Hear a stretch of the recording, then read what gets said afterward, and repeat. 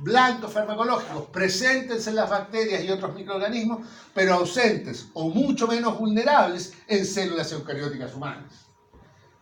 Y estos blancos incluyen lo que ya habíamos dicho, la pared celular. Y ahí está el mecanismo de acción fundamental de todos los betalactámicos, las penicilinas, las cefalosporinas, los carbapenemes, los monobactámicos y otros. Actuar sobre proteínas celulares, la síntesis de proteínas celulares, atacando mecanismos de síntesis de proteínas que son bien específicos de las bacterias. Y ahí tenemos otros grupos muy importantes de antibióticos, como los aminoglicósidos, los macrólidos o las oxazolidinonas. O aquellos antibióticos que actúan o modifican, o reprimen, o detienen, o inhiben la replicación de ácidos nucleicos celulares, donde tenemos fundamentalmente las quinolonas. Por supuesto que hay otros antibióticos que presentan mecanismos parecidos, pero me voy a referir fundamentalmente a los que son más utilizados. De manera que la toxicidad, el mecanismo general de los antibióticos, de su acción general, tiene que ver con esta toxicidad selectiva. ¿Qué es lo que permite eso? Atacar a las bacterias y respetar a las células del huésped, inhibiendo, por cierto, la actividad de las bacterias, que en este caso son las que van a generar las infecciones. Esto mismo está en esta diapositiva, pero representado esquemáticamente. Fármacos antibióticos que alteran la pared celular, y aquí está representada esquemáticamente una bacteria con su pared celular en esta forma, y aquí tenemos las penicilinas, cefalosporinas, la vancomicina, fármacos que afectan la replicación de los ácidos del DNA bacteriano, fundamentalmente las quinolonas, o fármacos que afectan la síntesis de proteínas a nivel ribosomal, por ejemplo, ribosomal de las bacterias, macleólidos, lincosamidas, aminoglicósidos, nitrofurantoínas, etcétera, etcétera. Tal como ustedes ya lo han visto y lo han manejado, no solo en sus clases de microbiología, sino en muchas otras asignaturas, se pueden dividir globalmente los antibióticos en dos grandes grupos. Aquellos que causan la muerte de los microorganismos, generalmente por lisis celular, se rompe la célula bacteriana, y que terminan matando a las bacterias, se denominan bactericidas. Y ahí la acción antibiótica es bastante simple de entender.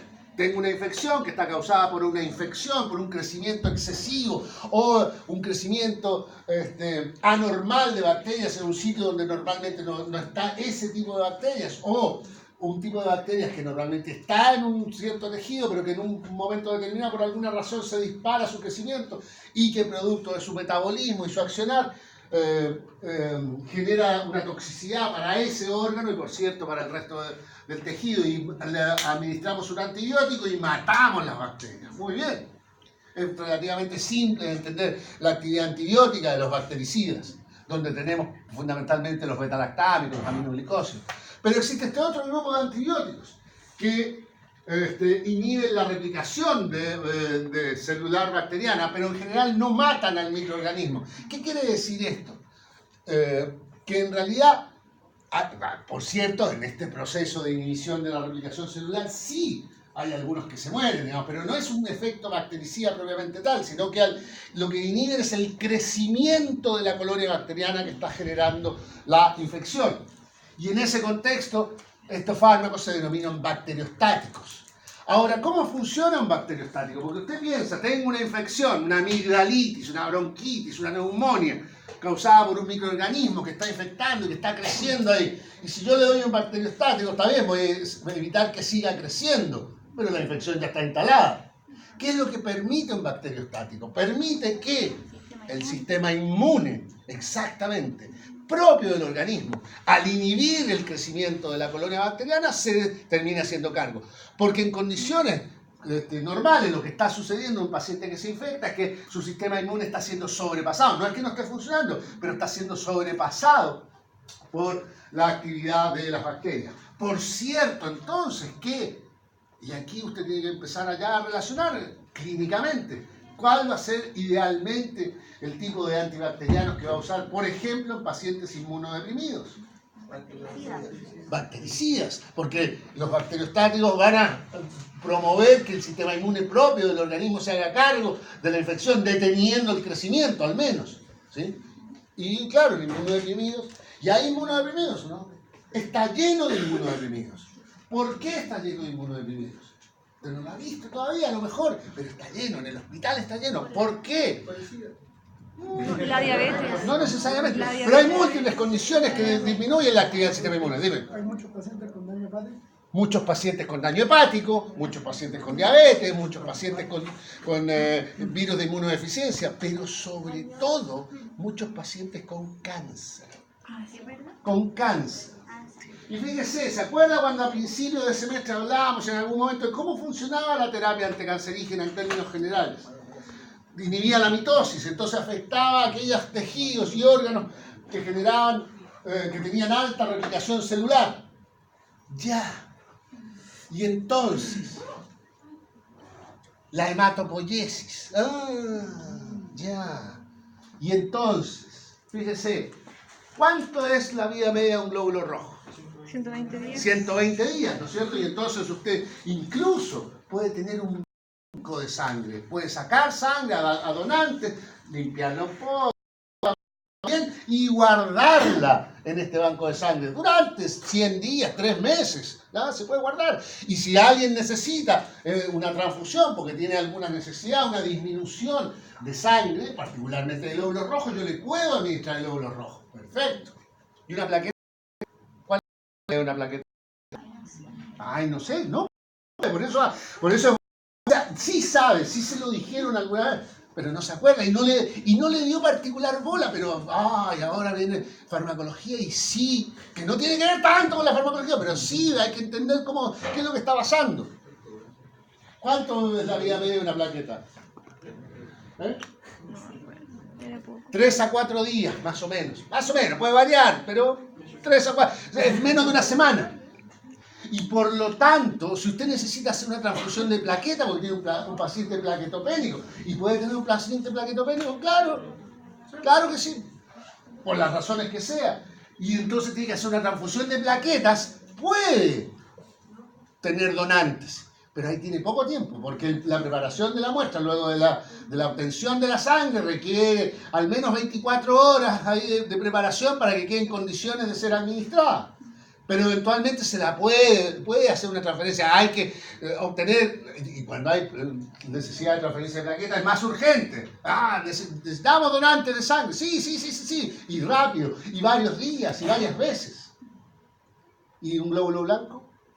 ¿Cuál es la vida media de un glóbulo blanco? Depende del glóbulo blanco. Pero en términos generales, un polimorfo nuclear, un basófilo, un eosinófilo, en general.